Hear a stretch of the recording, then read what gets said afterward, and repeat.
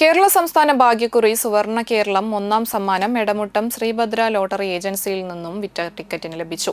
എടമുട്ടം സെന്ററിന് പടിഞ്ഞാറ് മധു വേളമ്പത്തിന്റെ ഉടമസ്ഥതയിലുള്ള ശ്രീഭദ്ര ലോട്ടറി ഏജൻസിയിൽ നിന്നും വിറ്റ RD 366-411 എന്ന ടിക്കറ്റിനാണ് ലഭിച്ചത്.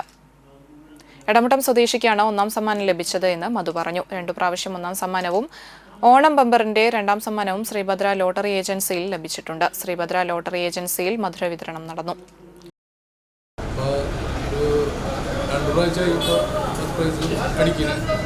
ഒരു 3 കൊല്ലം മുമ്പ് അടിച്ചിട്ടുണ്ട്. ഇപ്പോൾ ഇന്ന് അടിച്ചു.